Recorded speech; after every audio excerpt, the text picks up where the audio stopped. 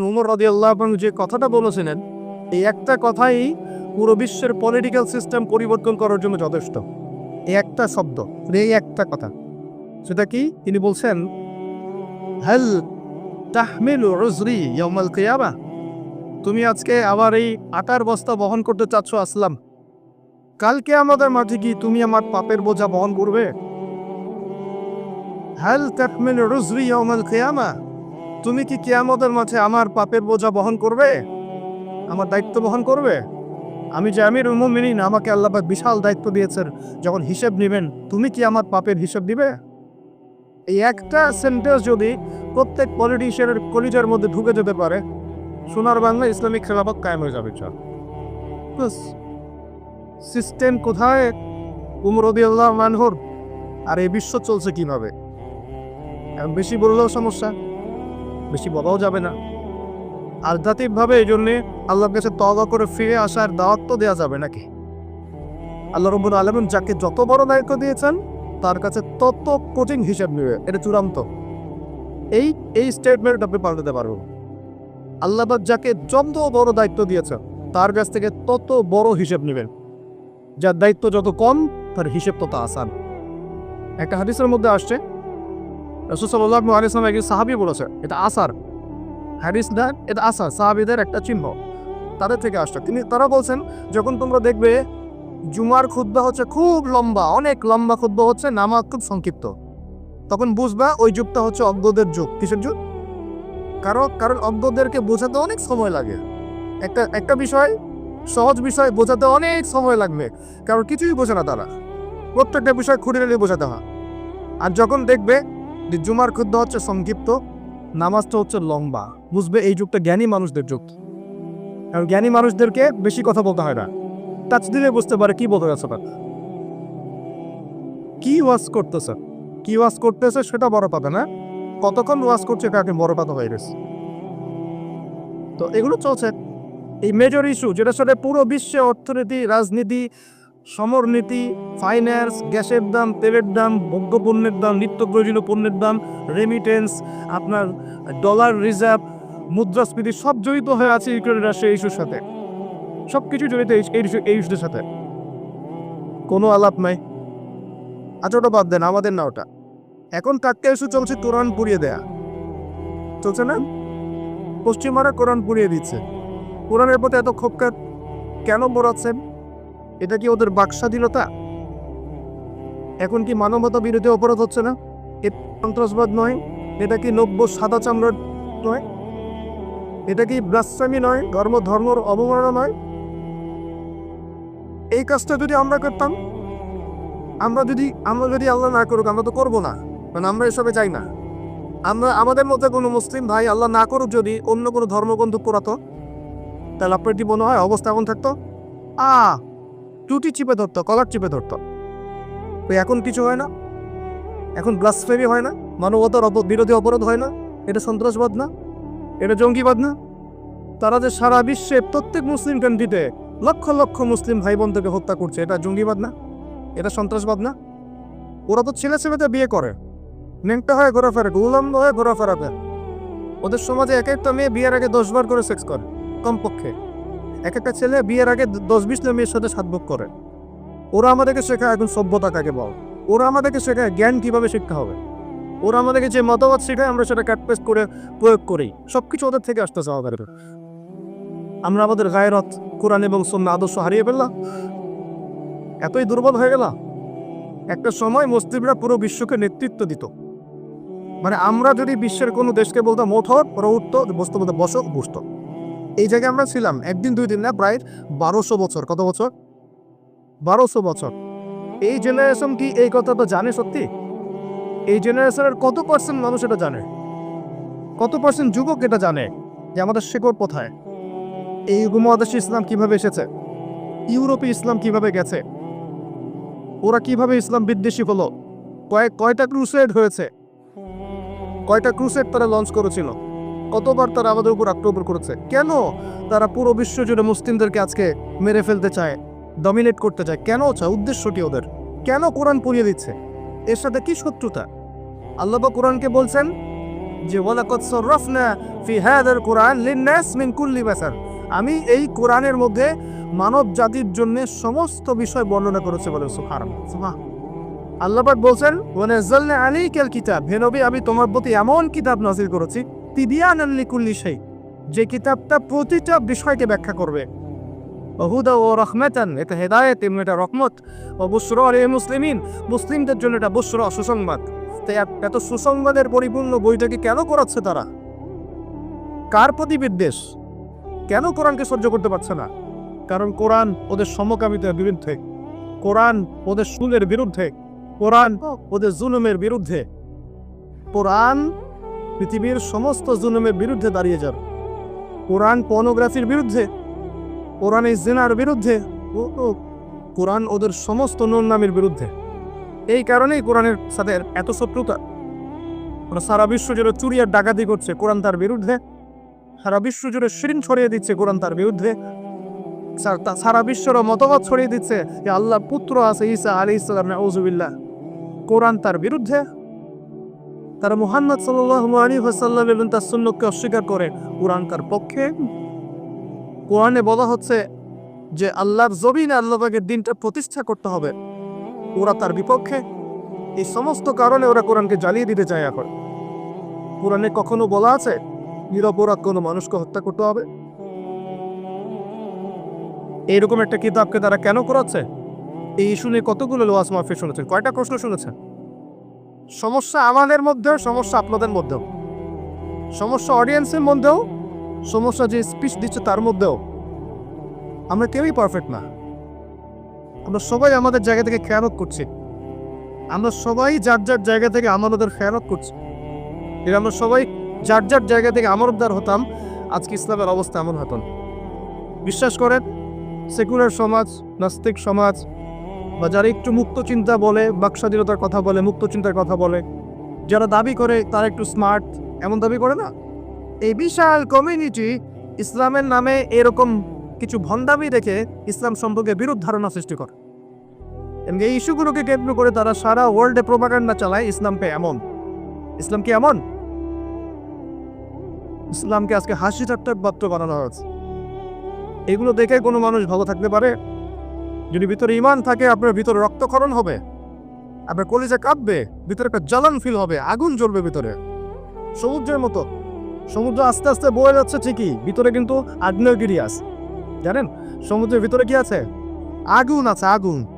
কিয়ামতের দিন ফেটে পড়বে সমুদ্র, একদম কিয়ামতের দিন সমুদ্র ফেটে পড়বে এবং পানিতে আগুন লেগে যাবে। আমরা তো জানি যে পানিকে নেভায়, আগুনকে নেভায় পানি, তাই না? কিয়ামতের মাঠে উল্টা হবে, আগুনেই পানিতে আগুন লেগে যাবে কিয়ামতের মাঠে। সূরা তাকবীর পড়ে দেখেন, এর নিচের মধ্যে এরকম আগুন আছে। এগুলো দেখার পরেও কোনো ইমানদার মানুষ ভালো থাকতে পারে? তারটা ইস্যু ছিল এই যে একটা বৈশ্বিক সংকট, যুদ্ধ চলছে সারা বিশ্বে, তার উপর করোনার একটা প্রভাব চলে গেছে। আরেকটা আছে এই যে কোরআন ইস্যু চলছে এখন। আর সবচেয়ে লেটেস্ট, এবং এটা তো চলছেই বিগত 80 বছর থেকে, আবার নতুন করে ইস্যু চলছে এখন, প্যালেস্টাইন, ফিলিস্তিন এবং ইসরায়েল ইস্যু চলছে না? এখনকার ইস্যু ওদের, এখনকার ভিশন কি? যে আমাদের মসজিদ বাইতুল আকসা, মসজিদুল আকসা, এটাকে সরিয়ে ফেলে সেখানে ওদের টেম্পল নির্মাণ করার প্ল্যান এখন। আমরা এই পর্যন্তই বলতে পারবো না, আউযুবিল্লাহ, এর বেশি কিছুই করতে পারবো না। আমাদের ইমান এই অবস্থাতেই একই। একটা লেভেল থাকে, মান রাআ মিনকুম মুনকার, কেউ যদি কোনো মুনকার কাজ দেখে, ফালইয়ুগাইয়ির বিয়াদিহি, ক্ষমতা থাকলে হাত দিয়ে সরিয়ে দিব, মানে ক্ষমতা থাকলে একদম লড়াই করে সরাই দিবে। এটা এক নম্বর। 2, ওয়াইল্লাম ইয়াস্তাতি, যদি সেটা করতে না পারে, বিলিসানিহি, কমপক্ষে লিসান দিয়ে বলবে। লিসান দিয়ে বলে কয়জন? ওঠেন বসেন, ওয়াজ মাহফিল চলছে, লিসান দিয়ে বলে কয়জন? কয়জন হকমন্ত্রী ওলামায়ে কেরাম এই পুরো ওয়ার্ল্ড অ্যাফেয়ার্সের বড় বড় ইস্যুগুলোকে নিয়ে বীর দর্পে কথা বলছে বাংলার মাটিতে? একটু দেখতে হবে তো, আপনাকে খেয়াল করতে হবে তো বিষয়গুলো। ওয়াজ মাহফিল কি আল্লাহর আমানত না? এ দিনের আমানত না? এটা কি মুসলিমদের পক্ষে কথা বলবে না বিপক্ষে কথা বলবে? ইসলামকে রিপ্রেজেন্ট করবে কি না? তাহলে ওই ইস্যুটা কি বড় ইস্যু নয়? শেষ জামানার হাদিসগুলো পড়ে দেখেন, শেষ জামানার সবচেয়ে ইম্পর্টেন্ট জায়গা হচ্ছে এই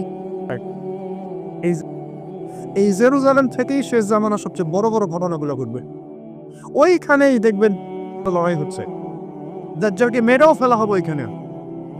ওই জায়গাগুলোতেই ঈসা আলাইহিস সালাম আসবে, ওখানে ইমাম মাহদী, সবই ওখানে। শেষ জামানার বড় বড় ক্যারেক্টার সব ওখানে, সবই ওখানে। এমনকি যে বাহিনীর কথা বলা হয়েছে শেষ জামানায়, একটা বাহিনী, আল্লাহর সেনাবাহিনী লড়তে লড়তে লড়তে লড়তে ওই জেরুজালেম পর্যন্ত চলে যাবে, পৃথিবীর কোনো শক্তি ওদেরকে দমন করতে পারবে না। এটাও হাদিস আসছে। এমনকি এমনও হাদিস আসছে যে তোমরা ইহুদদের সাথে যুদ্ধ করবে, নবীজি বলেছেন। এমনকি কোনো যদি ওদের কোনো যোদ্ধা যদি এই পাথরের বা গাছের পিছনে গিয়ে লুকায়, এই গাছ এবং পাথর কথা বলা শুরু করি, যে কোনো আলেমকে জিজ্ঞাসা করে হাদিসটা বলে দিবে, গাছ এবং পাথর কথা বলা শুরু করবে, ইয়া মুসলিম, হে মুসলিম, হে মুসলিম সৈন্য, ইন্না ওরা'আল ইয়াহুদ তাআল ফাকতুলহু, আমার পিছনে একজন লুকিয়ে আছে, আসো ওকে হত্যা করে যাও। গাছ এবং পাথর কথা বলবে। গাছ পাথর কেন কথা বলবে? কারণ আল্লাহ পাকের জড়বস্তু দীর্ঘদিন ধরে এদের জুলুম দেখতে দেখতে অতিষ্ঠ হয়ে যায়। ওয়ার্ল্ডের চেয়ে বড় বড় ইস্যু, তার মধ্যে এটা একটা ইস্যু ছিল, এখন চলছে। এখন ওরা কি বলেছে জানেন? ওদের গভর্নমেন্ট কি বলেছে? তার আগে বলি, ওই জায়গা থেকে মুসলিমদের না অমুসলিমদের? ওই জায়গাটা কাদের? উমর রাদিয়াল্লাহু আনহু ওই জায়গায় বিজয় করেন নাই? সালাহউদ্দিন আইয়ুবী রাহিমাহুল্লাহ বিজয় করেন নাই? ওই জায়গায় মুসলিমরা প্রায় 1200-1300 বছর থেকে ছিল না? ওইখানে আমাদের বাড়িঘর থেকে মুসলিমদেরকে দূর দূর করে তাড়িয়ে দেওয়া হচ্ছে কেন? আর কারা তাড়িয়ে দিচ্ছে? কাদের ক্ষমতা? এই বিষয়গুলো নিয়ে ভাবতে হবে না? পড়াশোনা করতে হবে না? প্রথম বিশ্বযুদ্ধের আগ পর্যন্ত ওই জায়গাটা আমাদেরই ছিল। প্রথম বিশ্বযুদ্ধ হয়েছে 1914 থেকে 18 সালের মধ্যে। 1914 থেকে 18, এই যে এখন চলছে কত, 2023, এই যে 100 বছর হয়ে গেল। এই প্রথম বিশ্বযুদ্ধের সময় ব্রিটেন, নাম শুনলে ব্রিটেন, ব্রিটিশরা এই যে আমাদের সাবকন্টিনেন্টে 200 বছর শাসন করেছিল। ইতিহাস পড়েন নাই? ইতিহাস পড়বেন কি? এখন তো এই নীল বিদ্রোহের ইতিহাস নাই, হাজী শরীয়তুল্লাহর নামই নাই, তিতুমিরের নামও নাই, ফরায়েজি আন্দোলনের নামই নাই। ইতিহাস পড়বে কি আমাদের বাচ্চারা? নিজে একা একা ফিতনা থেকে বেঁচে থাকা যাবে না। ফিতনা থেকে বেঁচে থাকা যাবে না, দলিল কোরআনে আছে, ওয়াত্তাকু ফিতনা, ওয়াত্তাকু ফিতনাতান লা তুসিবান্নাল্লাযীনা যালামু মিনকুম খাসসা। আল্লাহ বলছেন তোমরা সেই ফিতনা থেকে বেঁচে থাকো। আল্লাহর কথা শোনে। আল্লাহ পাক বলছেন তোমরা সেই ফিতনা থেকে বেঁচে থাকো, যে ফিতনা শুধু জালেমদের উপর খাস করে আসবে না, মানে সবার উপরেই আসবে। বলেন তো, সুদের ফিতনা সবার উপরে আসে নাই? আসে নাই? এই যে এক সময় ঘুষটা খুব অপরাধ মনে করা হতো, ঘুষ চিচি মানুষ দেখলে কি জানলে কি বলবে। আস্তে আস্তে আস্তে আস্তে ইউজ টু হয়ে গেলাম, এখন স্বাভাবিক হয়ে যাচ্ছে দিন দিন। হ্যাঁ, দেওয়াই লাগে, নেওয়াই লাগে। এখন ফতোয়া জিজ্ঞাসা করতেছে যে আমার যোগ্যতা ছিল আর এক ভাইয়ের যোগ্যতা ছিল না, তো এখন যদি আমি আমার যোগ্যতা বলে চাকরিটা পাওয়ার জন্য একটু ঘুষ দিই, জায়েজ হবে কিনা? তখন আমার ফতোয়া দিচ্ছে হ্যাঁ জায়েজ হতে পারে। এই জায়গায় চলে আসছে আমরা, এখন ইউজ টু হয়ে গেছে। আগে একটা ছিল যে ধর্ষণ, অল্প কিছু হলে মানুষের মধ্যে একটা এগ্রেশন কাজ করতো, মানুষ বিচার চাইতো, মানুষ আন্দোলন করতো, অনেক কিছু করতো। আস্তে আস্তে ইউজ টু, হ্যাঁ হয়, দেশে 10-20টা হয় করে। আগে ছিল একজন ব্যক্তি যদি চুরি করতো, খুব চক্ষু লজ্জা, চুরি করেছে কেউ জানলে কি হয়ে যাবে। এখন কোনো সমস্যা নাই, সবাই তো করতেই সেফ, সবাই তো চুরি চামারি করে, আমি করলে কি সমস্যা? আগে ব্যবসা করতো মানুষ, মাপে কম দিলে একটু চক্ষু লজ্জা কাজ করতো, কেউ দেখে ফেললে, জেনে ফেললে কি হবে না হবে। এখন সবাই করে, আমিও করি, মানে যে সবাই করে আমিও করি, আস্তে আস্তে সব ইউজ টু করে ফেলা আছে। প্রথম ইস্যুগুলো নিয়ে মানুষ খুব উদ্বেগ ছিল, হ্যাঁ ওটা আমাদের জায়গা, এটা আমাদের ফেরাতে হবে, ফেরানোর চেষ্টা করতে হবে, ইত্যাদি ইত্যাদি। আস্তে আস্তে আচ্ছা ঠিক আছে, আস্তে আস্তে ঠিক আছে, ইউজ টু। ওদেরই তো, ওরা শক্তিশালী, আমরা দুর্বল, এরকম হয়ে গেছে। আস্তে আস্তে এই যে অবস্থা, এতে করে শুধু এক শ্রেণীর মানুষ এফেক্টেড হবে না, পুরো উম্মার সবাই এফেক্টেড হবে। আস্তে আস্তে এই সমস্যাগুলোর ফলাফল আপনার আমার বাসার দরজায় যদি না আসছে, নাম বদলে ফেরবো ইনশাল্লাহ। সবার দরজায় এই ফিতনাগুলো আসবে। এখন আমি একটা হাদিস শুধু আপনাদেরকে বলবো আজকে, এই একটা হাদিস থেকে আমি আলোচনা গুটিয়েও নিব এবং শেষের দিকে আমি কিছু স্পেশাল নসিহত করবো আগামী রমজানের জন্য। কিসের জন্য? মনে আছে রমজানের কথা? এতটুকু যে আলোচনা শুনলেন তাতে একটা জিনিস আপনার কাছে স্পষ্ট, যে পুরো বিশ্বের প্রেক্ষাপট কিন্তু ভালো না এবং মুসলিমদের অনুকূলে না। এই জায়গায় নাকে তেল দিয়ে সবাই ঘুমিয়ে যাওয়ার ইবাদত করবে এই সুযোগটা নাই। এখন প্রথমে জ্ঞান অর্জন করতে হবে। কি করতে হবে? জ্ঞান অর্জন, তারপর সচেতনতা, তারপর বেশি বেশি আমল করা, নিজের হায়ারটাকে মূল্যায়ন করা। এরপর দরকার হবে আমার পরিবারটাকে আগে ঠিক করা। কি করা? আগে পরিবার ঠিক করে, নিজের পরিবারের জিম্মেদারি আগে, তারপরে আমার রিজিকের সোর্সটাকে হালাল করে তোলা। এরপরে আমি আমার সাধ্যমতো সৎ কাজে আদেশ করব, অসৎ কাজে নিষেধ করব, এবং উম্মার মধ্যে বিভক্তি বাড়াবো না, ফিতনা বাড়াবো না, বরং সাধ্য থাকলে, ক্ষমতা থাকলে আমি এখানে প্রবলেম সলভ করার চেষ্টা করি। আর আমরা অবশ্যই একটা কান্ট্রির মধ্যে একে অপরের সাথে লড়াই সংঘাতে যাব না। যদি যাই তাহলে কি হবে? উভয়ের মাঝখানে ইউনিটি নষ্ট হয়ে যান, আমাদের শক্তি কমে যান, হাওয়া বেরিয়ে যান, যা ভালো আছে ওইটাও থাকবে না। আল্লাহ পাক আমাদের সবাইকে কথাগুলো একটু বোঝার তৌফিক দ্বারা। সর্বপ্রথম আল্লাহর কাছে দোয়া করে আল্লাহ পাক যেন আমাদের সবাইকে জানা অনুযায়ী আমল করার তৌফিক দান করেন। এবং আমি যা বলছি তার উপর আগে আমাকে আমল করার তৌফিক দান করেন, এবং আপনাদের মধ্যে যারা বুদ্ধিদীপ্ত মানুষ তাদের কলবের মধ্যে কথাগুলো আল্লাহ পাক পৌঁছে দেন। একজন মানুষও যদি পুরো বিষয়গুলো বুঝতে পারে এবং তার দ্বারা যদি আগামীতে কোনো খেদমত হয়, আমি সফল, ইনশাআল্লাহ আমরা সফল। আমরা প্রত্যেকটা জায়গায় যদি একটা করে দিনের মার্কাজ প্রতিষ্ঠান গড়ে তুলি, প্রত্যেক জেলায় যদি একটা করেও এমন আলেম তৈরি হয়, একজন করেও, যে কোরআন সুন্নাহর জ্ঞানকে দিয়ে ওয়ার্ল্ডকে চ্যালেঞ্জ করতে পারে, আমরা সফল ইনশাআল্লাহ। এটাই যথেষ্ট। একজন। ইমাম বুখারী রাহিমাহুল্লাহ এর ওস্তাদ বলতেন যে আমার এই দার্সের মধ্যে যদি এমন একজন ব্যক্তি বের হয় যে নবীর হাদিসগুলোকে মানে সহি জয়ীফ জাল এগুলোকে বাছাই করে সহিগুলোকে আলাদা করে ফেললে, হ্যাঁ, আমার আজকের দার্স সফল। ইমাম বুখারী রাহিমাহুল্লাহর কলবে কলিজায় এই কথাটা এত দাগ কেটেছিল যে তিনি পরবর্তীতে সেই ছাত্র হয়ে দেখিয়েছেন। একজনই যথেষ্ট। ভালো নেতা একজন যথেষ্ট, তাই না? উমর রাদিয়াল্লাহু আনহু কয়জন ছিলেন? একজন না দুজন? আবু বকর কয়জন হয়েছে? উসমান কয়জন হয়েছে? আলী ইবনে আবি তালেব কয়জন? একজন যথেষ্ট। একজন কি পাওয়া যাবে আজকে ইনশাআল্লাহ? যে কথাগুলো বুঝবে এবং আমল করবে, অনেক জ্ঞান অর্জন করবে ইনশাআল্লাহ, আমল করবে, পরিবার করবে, হালাল খাবে এবং সুন্নতের উপর থাকবে, সত্যটাকে সত্য বলে স্পষ্ট করবে, কাউকে ভয় করবে না, মিথ্যাকে মিথ্যা বলে স্পষ্ট করবে, কাউকে ভয় করবে না, ফিতনা বাড়াবে না, কমানোর চেষ্টা করবে, ব্যক্তিত্বশীল হবে, ইসলামকে হাসি ঠাট্টার পাত্র বানাবে না, ব্যক্তিত্ব সম্পন্ন হবে, এবং ইনশাআল্লাহ তাআলা সারা জীবনের লক্ষ্য স্থির করবে যে আমার জীবনের লক্ষ্য হচ্ছে আল্লাহর দ্বীনকে প্রচার করা, প্রসার ঘটানো, প্রতিষ্ঠার চেষ্টা করা। একজন পাওয়া যাবে ইনশাআল্লাহ। কে রাজি আছেন বলেন? বাকিরা রাজি নাই? হ্যাঁ স্যার, আলহামদুলিল্লাহ, আল্লাহ পাক কবুল করুন বলি আমি। বিসমিল্লাহির রহমানির রহিম। এবার হাদিসটা শুনে। নবী সাল্লাল্লাহু আলাইহি ওয়াসাল্লাম বলেছেন, বলেন সাল্লাল্লাহু আলাইহি ওয়াসাল্লাম, নবী সাল্লাল্লাহু আলাইহি ওয়াসাল্লাম বলেছেন, সাবআতুন, 7 শ্রেণীর মানুষ আছে। কয় শ্রেণী? আমার সাথে একটু মনোযোগ দেন, এটা আমাদের লেকচারের মূল জায়গা। 7 শ্রেণীর মানুষ আছে। কত শ্রেণী? সাবআতুন ইউজিল্লুহুমুল্লাহু তাআলা ফি জিল্লিহি, আল্লাহ পাক এই 7 শ্রেণীকে আল্লাহর ছায়ায় ছায়া দিবেন, মানে আল্লাহ পাকের আরশের ছায়ায় ছায়া দিবেন, ইয়াউমা লা জিল্লা ইল্লা জিল্লুহ, যেদিন এই ছায়া ছাড়া অন্য কোনো ছায়া থাকবে না। বলেন সুবহানাল্লাহ। কত শ্রেণী? আমি জানি হাদিসটা আপনারা আগেও শুনেছেন, তা আজকে নতুনভাবে শেখেন।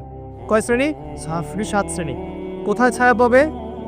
আরশের ছায়া। ওই দিন অন্য কোনো ছায়া থাকবে না। এই ছায়া ছায়া পাবে মানে সে কি জান্নাতি না জাহান্নামী? তার কোনো টেনশন হবে? কোনো হিসাব নিকাশের টেনশন, কোনো ভয়, কোনো কিয়ামতের বিভীষিকা, কিচ্ছু না। একদম সুকুন, ইতমিনাল, একদম নিরাপদ। আচ্ছা, 1 নাম্বার, আগে সিরিয়াল ওয়াইজ বলি তারপর আপনাকে বোঝাচ্ছি। 1 নাম্বার হচ্ছে ইমামুল আদিল। কি নাম?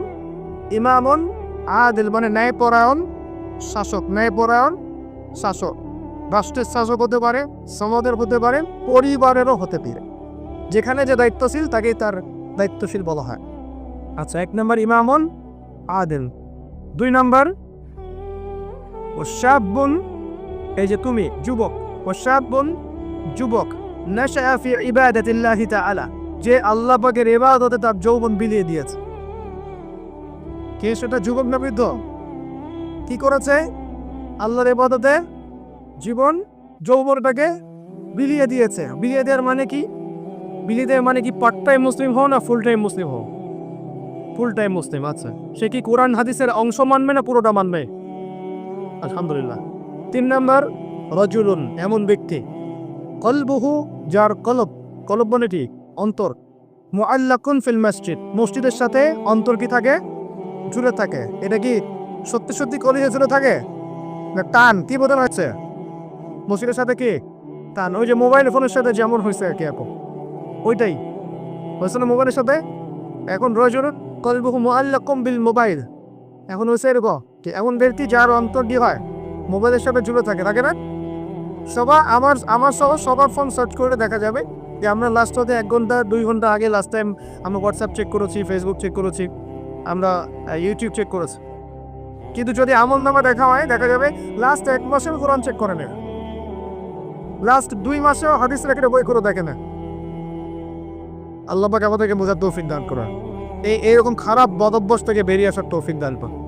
এখানে 3 নাম্বার, সেই ব্যক্তি যার কলব কোথায় ঝুলে থাকে? মসজিদে, মানে মসজিদের সাথে টান, জামাতে নামাজ পড়ার ব্যাপারে আগ্রহ থাকে। 4 রাজুলান, 2 ব্যক্তি। কয় ব্যক্তি? রাজুলানে তাহাব্বানে ফিল্লাহ ইজতামা আলাইহি ওয়া তাফাররাকা আলাইহি, 2 ব্যক্তি যারা আল্লাহর জন্য পরস্পরকে ভালোবাসে, একত্রিত হয় আল্লাহর জন্যই, বিচ্ছেদ হয় কার জন্য? আল্লাহর জন্য। আচ্ছা, বুঝাচ্ছি একটু পরে, সেটা বলে নেই। 5 নম্বরকে ওয়ারাজুলুন, আরেকজন ব্যক্তি, দ্যাট হয় মুরাআতাত, যে ব্যক্তিকে কোনো মহিলা ডাকলো। এখানে ডাকলো মানে আসলে জেনার জন্য কি করবে? ডাকলো। দ্যাট ইমরাআতান যাত মানসাবিন ওয়া জামাল, যে মহিলার সৌন্দর্য, আবার সৌন্দর্য আছে, খুবই সুন্দরী এবং উচ্চ বংশের কোনো মহিলা বা মেয়ে ডেকেছে জেনা করার জন্য একজন ব্যক্তিকে। সে বলছে ইন্নী আখাফুল্লাহ, আমি আল্লাহকে ভয় করি।